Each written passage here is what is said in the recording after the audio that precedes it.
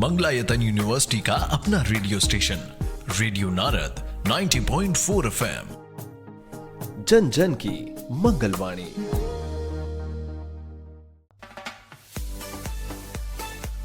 सभी श्रोताओं का हमारी सेहत की श्रृंखला सेहत सही लाभ कई के एक नए एपिसोड में बहुत बहुत स्वागत है। मैं हूं आपके साथ आपकी अपनी आरजे याशी। दोस्तों, आजकल हर जगह पोषण माह की चर्चा हो रही है, लेकिन सच बताऊं ना, हम अक्सर पोषण शब्द सुनते तो हैं पर समझते कम हैं। हम सोचते हैं कि पेट भर गया मतलब पोषण पूरा हो गया, जबकि सच्चाई कुछ और ही है।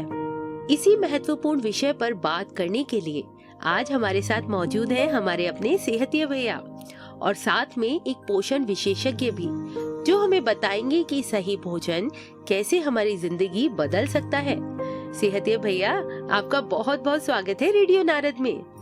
धन्यवाद आरजे यासी, और सभी श्रोताओं को मेरा भी धन्यवाद।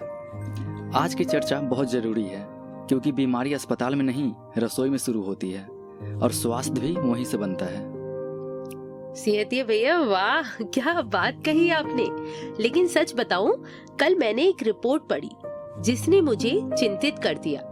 राष्ट्रीय परिवार स्वास्थ्य सर्वेक्षण 5 के अनुसार हमारे देश में 6 महीने से 5 साल तक के 67.1% बच्चे एनीमिया से प्रभावित हैं। इतने छोटे बच्चों में खून की कमी, ये कैसे हो सकता है? यही तो पोषण की असली तस्वीर है, और यह समस्या सिर्फ बच्चों तक सीमित नहीं है। 15 से 19 साल की किशोर लड़कियों में 59% से ज्यादा एनीमिया है और गर्भवती महिलाओं में लगभग 52%। इसका मतलब है कि हमारे भोजन में कहीं न कहीं बड़ी कमी है। आज हमारे साथ हैं डॉक्टर अमर निधि, जो एक पब्लिक हेल्थ विशेषज्ञ हैं और इस समय वे न्यू कॉन्सेप्ट संस्था से जुड़ी हैं। डॉक्टर अमर निधि के पास 25 से अधिक वर्षों का अनुभव है और उन्होंने स्वास्थ्य, पोषण, लैंगिक समानता, बाल संरक्षण, लाइफ स्किल्स, परिवार नियोजन, HIV एड्स और सामाजिक व व्यवहारिक परिवर्तन पर व्यापक रूप से काम किया है। उन्होंने समुदाय को जागरूक बनाने और उनकी क्षमता बढ़ाने के लिए कई प्रशिक्षण और कार्यक्रम संचालित किए हैं। हमें खुशी है कि डॉक्टर अमर निधि आज हमारे साथ हैं और आज हमारे जरिए वे समुदाय से कुछ बातचीत करेंगी। डॉक्टर अमर निधि, आपका बहुत धन्यवाद हमारे साथ जुड़ने के लिए। बहुत बहुत धन्यवाद प्रियंका। मुझे भी आप सबके साथ जुड़कर बहुत खुशी हो रही है और ये ऐसा महसूस कर रही हूँ, गर्वित महसूस कर रही हूँ कि श्रोताओं को मेरे माध्यम से कुछ ऐसी जानकारी मैं दे सकूं जिससे वो लाभ उठा सकें। हमारा पहला सवाल है कि अनीमिया की समस्या काफी व्यापक हो गई है और इसके मुख्य कारण क्या हैं? ये बहुत ही अहम सवाल है। अनीमिया का सबसे बड़ा कारण है शरीर में आयरन की कमी होना। जब शरीर को पर्याप्त मात्रा में लौह तत्व नहीं मिलता तो खून में हीमोग्लोबिन नहीं बन पाता। इसके अलावा फॉलिक एसिड, विटामिन B12 की कमी, कभी किन्हीं कारणों से शरीर में से खून का बह जाना, पेट में कीड़े या कृमि होना या कुछ पुरानी बीमारियां भी अनीमिया का कारण हो सकती हैं। क्या अनीमिया के कुछ भिन्न लक्षण होते हैं? मतलब कैसे पता चलता है कि अनीमिया है? अनीमिया के सामान्य लक्षणों में थकान होना, चक्कर आना, त्वचा या जीभ का पीला होना, हाथ पैरों का ठंडे होना, सांस फूलना और खास कर पढ़ाई जैसे कामों में ध्यान ना लगना शामिल है। लेकिन ऐसा भी होता है कि किसी को अनीमिया हो और ये लक्षण ना दिखाई दें। इसीलिए अनीमिया का पता लगाने के लिए हीमोग्लोबिन की जांच ही सबसे सही तरीका है। जी, तो क्या अनीमिया को रोकने या अनीमिया से निकलने का कोई तरीका आप बता सकती हैं हमारे श्रोताओं को? जी हाँ, बिल्कुल। अनीमिया को रोकने के लिए आयरन फॉलिक एसिड की गोलियां या सिरप का सेवन लेना, आयरन वाले आहार, हर 6 महीने में कृमिनाशक दवा का लेना और बीमारी का इलाज, ये सब बहुत मदद करते हैं। गंभीर स्थिति की अनीमिया में डॉक्टर ज्यादा खुराक या ब्लड ट्रांसफ्यूजन भी दे सकते हैं। तो मैम, अनीमिया सिर्फ लड़कियों और गर्भवती या स्तनपान कराने वाली महिलाओं के लिए को ही होता है या फिर पुरुषों में भी अनीमिया पाया जाता है? ऐसा बिल्कुल नहीं है।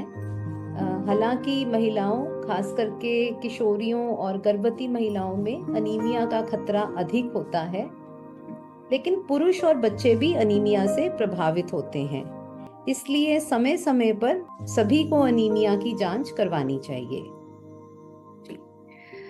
तो मैम मतलब अनीमिया के बचाव के लिए सरकारी योजनाएं क्या क्या हैं? कुछ सरकारी योजनाएं या सरकारी कार्यक्रम कुछ उपलब्ध हैं जो लोगों के लिए बेनिफिशियल हैं?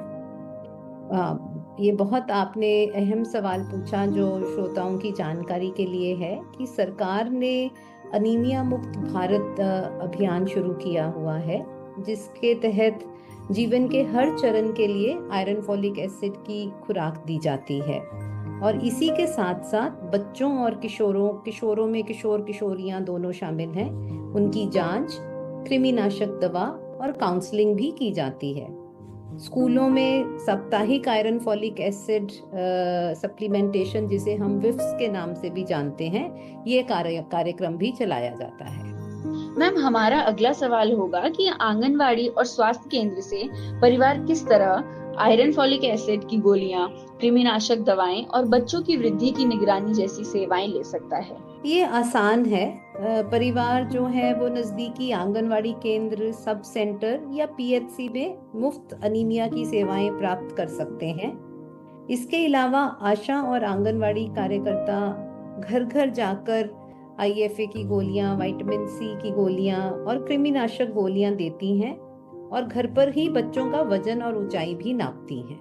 तो क्या इसका इलाज घर पर ही हो सकता है? मतलब हमारा अगला सवाल यही था कि अनीमिया मतलब इसके जो इलाज है, उपचार है, वो कैसे कराया जा सकता है?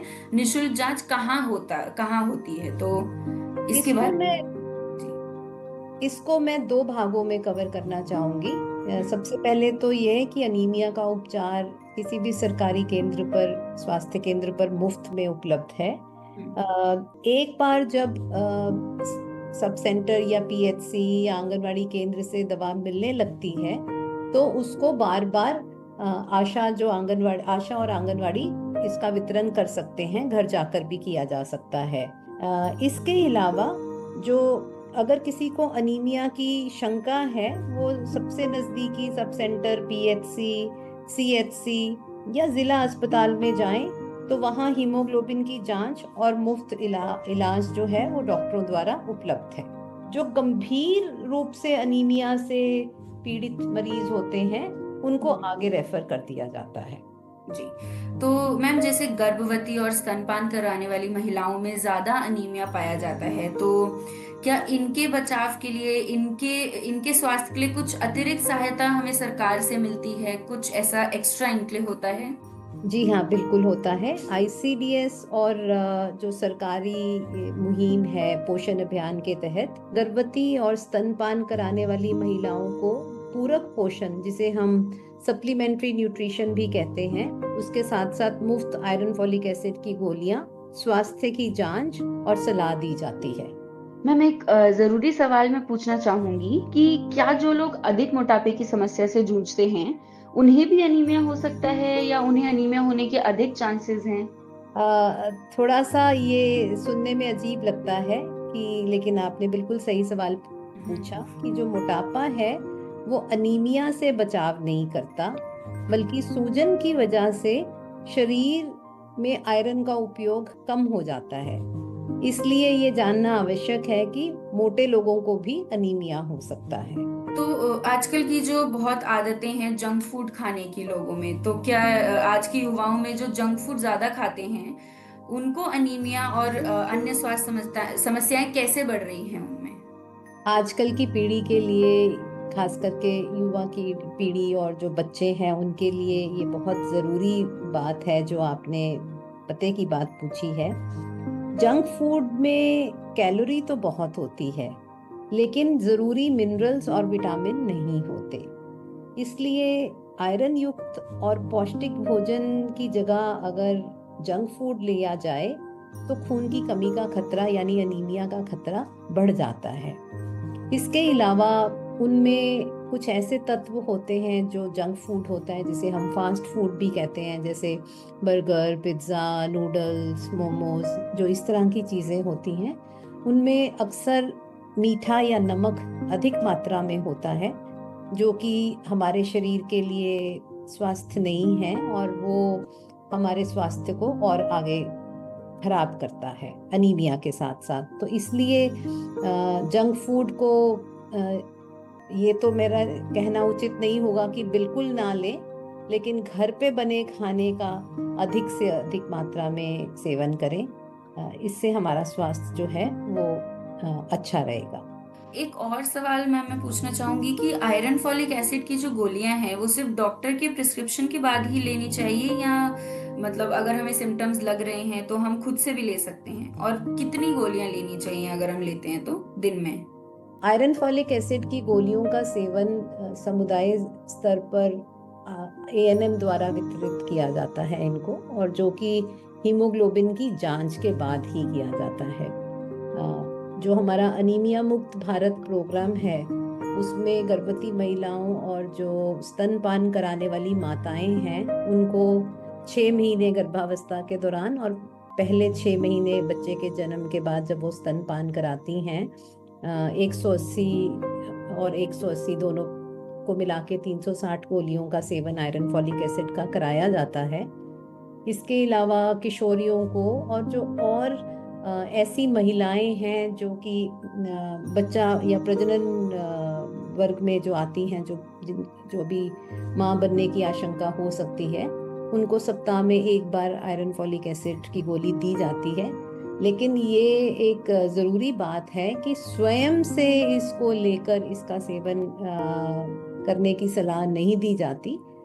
इसको किसी न किसी जांच के बाद ही, और जो भी हमारे जो चाहे वो डॉक्टर हो या चाहे वो हमारे ANM हो, वो एक बार जब उनका पर्ची पर उसको लिख दें उसके बाद ही आशा और आंगनबाड़ी भी उनको आगे उनका वितरण करती है। तो स्वयं से इसको लेना उचित नहीं है।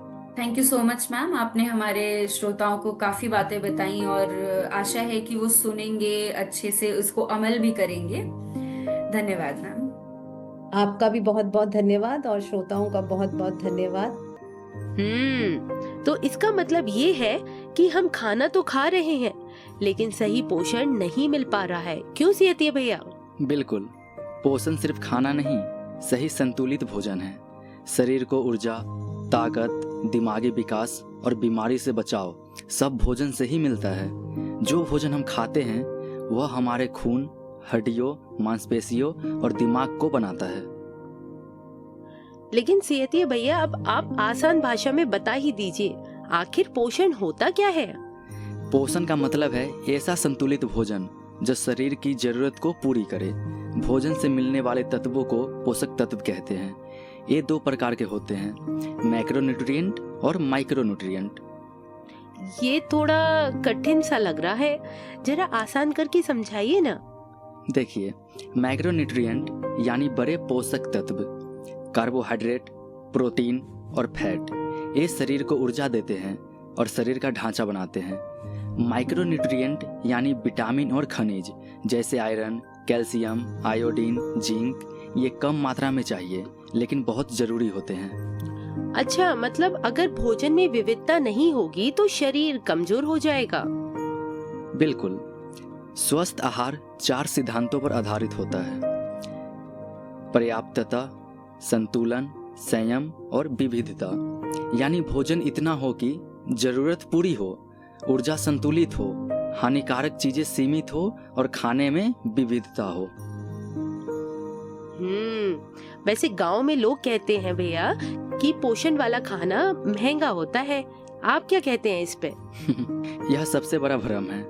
हमारे गांव की दाल, बाजरा, ज्वार, हरी सब्जियां, मौसमी फल, दूध, ये सब अच्छा पोषण देते हैं। महंगे पैकेट वाला खाना पोषण नहीं देता, बल्कि कई बार बीमारी देता है। तो भैया, शरीर को ऊर्जा सबसे ज्यादा किससे मिलती है फिर? कार्बोहाइड्रेट से, जैसे कि साबुत अनाज, दालें, फल और सब्जियां ऊर्जा का मुख्य स्रोत है। कुल ऊर्जा का लगभग आधा हिस्सा इन्हीं से आता है। और प्रोटीन? प्रोटीन शरीर की मरम्मत करता है, मांसपेशियां बनाता है। दाल, चना, दूध, अंडा सब अच्छे स्रोत हैं। शाकाहारी भोजन से भी पूरा प्रोटीन मिल सकता है। और वसा यानी फैट को लोग अक्सर बुरा मानते हैं भैया। जरूरी नहीं, शरीर को कुछ वसा चाहिए, लेकिन सही वसा। सरसों, मूंगफली, सूरजमुखी तेल बेहतर है। ज्यादा घी, तला भोजन और ट्रांस फैट नुकसान करते हैं। हाँ सेहतिये भैया, ये तो आप बिल्कुल ठीक कह रहे हैं। और आजकल गांव में भी ब्लड प्रेशर और डायबिटीज बढ़ती जा रही है। क्या इसका संबंध भोजन से भी हो सकता है? जी, बहुत गहरा संबंध है। जैसे कि ज्यादा नमक, चीनी और प्रोसेस्ड भोजन बड़ी वजह है। नमक दिन में 5 ग्राम से कम होना चाहिए और ज्यादा नमक दिल की बीमारी को बढ़ाता है। बिल्कुल ठीक भैया। और वहीं फल और सब्जियों का कितना सेवन करना जरूरी है? हर व्यक्ति को रोज कम से कम 400 ग्राम फल और सब्जियां लेनी चाहिए। इससे शरीर को फाइबर, विटामिन और खनिज मिलते हैं। वहीं बच्चों के लिए भी कुछ बताइए। बच्चों के लिए पोषण कितना महत्वपूर्ण होता है सेहतिये भैया? जीवन के पहले 1000 दिन गर्भावस्था से लेकर बच्चे के 2 साल तक सबसे महत्वपूर्ण होते हैं। इसी समय दिमाग और शरीर का विकास सबसे तेज होता है। तो शिशु को क्या खिलाना चाहिए आखिर? पहले 6 महीने केवल माँ का दूध, इसके बाद घर का बना अर्ध ठोस भोजन, खिचड़ी, दाल, सब्जी, फल, नमक और चीनी नहीं डालनी चाहिए। वैसे गांव में धारणा है कि कुपोषण प्रोटीन की कमी से होता है। क्या इसमें कुछ सच्चाई है सेहतिये भैया? असल में अधिकतर मामलों में ऊर्जा की कमी होती है, यानी बच्चा पर्याप्त मात्रा में खाना नहीं खा रहा होता है। दाल रोटी भी सही मात्रा में मिले तो बच्चा स्वस्थ रह सकता है। अच्छा, और गर्भवती महिलाओं को पपीता या केला नहीं खाना चाहिए, ये बात कहाँ तक सही है? नहीं, बिल्कुल गलत है। ये फल सुरक्षित है और विटामिन से भरपूर है। ऐसे मिथक महिलाओं को पोषण से दूर कर देते हैं। अच्छा, वहीं सरकार इस दिशा में क्या कर रही है? क्या आप हमारे श्रोताओं को कुछ बता सकते हैं? देखिए आरजे, 2018 में पोषण अभियान शुरू किया गया। इसका उद्देश्य बच्चों में ठिगनापन, कुपोषण, एनीमिया और जन्म के समय वजन कम करना है। आंगनबाड़ी केंद्रों में हर महीने पोषण गतिविधियां होती है। पोषण बैठक, स्वास्थ्य जांच, जागरूकता कार्यक्रम। अच्छा, और भैया सुना है तकनीक भी इस्तेमाल हो रही है? हाँ, पोषण ट्रैकर ऐप से बच्चे और माताओं की जानकारी रियल टाइम में दर्ज होती है। इससे सेवाएं सही लोगों तक पहुंचती है। साथ ही महिलाओं और बच्चों के लिए भोजन कैसा होना चाहिए, अब आप सेहतिये भैया ये भी बता दीजिए। अनाज, दाल, दूध, हरी सब्जियां, फल रोजाना भोजन का हिस्सा हो। तेल सीमित मात्रा में ले। तला हुआ, ज्यादा मीठा, पैकेट स्नैक्स कम करें। चलिए भैया ये भी बताइए कि आजकल बच्चे जंक फूड ज्यादा खा रहे हैं, क्या ये हमारे पोषण के लिए ठीक है? यही भविष्य की बीमारी है। बचपन की आदतें पूरी जिंदगी चलती है, इसलिए घर का खाना सबसे बड़ा निवेश है। मैं भी अपने भतीजे को यही कहती हूँ कि बचपन में अगर अच्छा खाना खाओगे तो मजबूत बनोगे। वैसे सेहतिये भैया, क्या भोजन से गंभीर बीमारियाँ भी रोकी जा सकती हैं? हाँ, स्वस्थ आहार मधुमेह, दिल की बीमारी, स्ट्रोक और कैंसर तक के खतरे को कम करता है। यानी सही भोजन दवा से भी बड़ा बचाव है। वाह! और सेहतिये भैया, आपने अभी कहा कि सही पोषण सिर्फ शरीर नहीं बल्कि पूरी जिंदगी बदल देता है। क्या आपके पास कोई ऐसी सच्ची घटना है जिससे हमारे श्रोता भी जुड़ सके? हाँ आरजे, मैं आपको हमारे ही इलाके के एक लड़की आरती का कहानी सुनाना चाहता हूँ। यह कहानी सिर्फ आरती का ही नहीं बल्कि हमारे देश के हजारों बेटियां की कहानी है। अरे सेहतिये भैया, फिर तो आप जरूर सुनाइए। मुझे लगता है श्रोता भी ध्यान से सुनना चाहेंगे ऐसी कहानी को। आरती एक छोटे से गांव में रहती थी। पढ़ाई में अच्छी, काम में तेज और हमेशा हंसती रहने वाली लड़की। लेकिन उसके परिवार की आर्थिक स्थिति बहुत मजबूत नहीं थी। घर में अक्सर यही सोच रहती थी कि पेट भर खाना मिल जाए वही काफी है। यानी भोजन तो मिल रहा था लेकिन पोषण पर ध्यान नहीं था, है ना? बिल्कुल। आरती सुबह चाय और बची हुई रोटी खाकर स्कूल चली जाती थी। दिन में कभी नमक रोटी, कभी सिर्फ चावल। हरी सब्जियां या फल बहुत कम मिलते थे। परिवार को लगता था कि ये सब शौक की चीजें हैं, जरूरत की नहीं। और इसका असर कब दिखना शुरू हुआ फिर? धीरे धीरे आरती जल्दी थकने लगी। सीढ़ियाँ चढ़ते समय सांस फूलती थी, अक्सर चक्कर आते थे, लेकिन घर वाले कहते कमजोरी तो लड़कियों में होती ही है। ये बात तो आज भी कई जगह सुनने को मिलती है मेरे को। हाँ, और यही सबसे बड़ा खतरा है। कुछ साल बाद आरती की शादी हो गई। शादी के बाद वह गर्भवती हुई, लेकिन उसकी शरीर में पहले से ही खून की कमी थी, जिसे किसी ने गंभीरता से नहीं लिया। तो क्या सेहती भैया उसने जांच नहीं करवाई थी? पहले नहीं, उसे लगता था सब ठीक है, लेकिन गर्भावस्था के चौथे महीने में उसे बहुत कमजोरी महसूस होने लगी। एक दिन खेत में काम करते करते वह बेहोश हो गई। ओह, फिर क्या हुआ? उसे तुरंत सरकारी अस्पताल ले जाया गया। वहाँ जांच हुई तो डॉक्टर ने बताया कि उसका हेमोग्लोबिन बहुत कम है, गंभीर एनीमिया। डॉक्टर ने परिवार से कहा अगर अभी ध्यान नहीं दिया तो माँ और बच्चे दोनों को खतरा हो सकता है। ओफो, ये सुनकर तो परिवार बहुत ज्यादा घबरा गया होगा ना?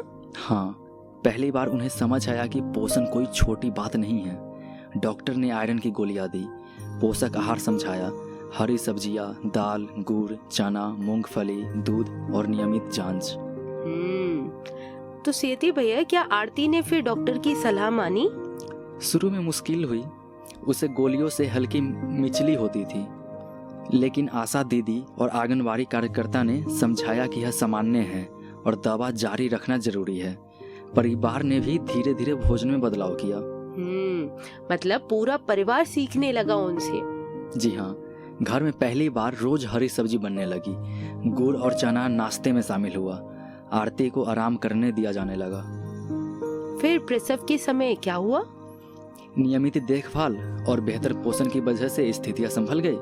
कुछ महीनों बाद आरती ने एक स्वस्थ बच्चे को जन्म दिया। डॉक्टर ने कहा अगर समय पर सुधार नहीं होता तो परिणाम बहुत गंभीर हो सकते थे। बिल्कुल भैया, यानी सही समय पर पोषण ने 2 जिंदगियों को बचा लिया। बिल्कुल, और सबसे बड़ी बात, आरती खुद अब गांव में महिलाओं को समझाती है। वह कहती है मैंने कमजोरी को सामान्य समझकर गलती की, अब कोई और यह गलती ना करे। ये तो बहुत अच्छी सीख देती है आरती, और वाकई में ये एक प्रेरणादायक कहानी भी है। हाँ, आज आरती अपने बच्चे को समय पर स्तनपान कराती है, पूरक आहार देती है और हर गर्भवती महिला को जांच और पोषण की सलाह देती है।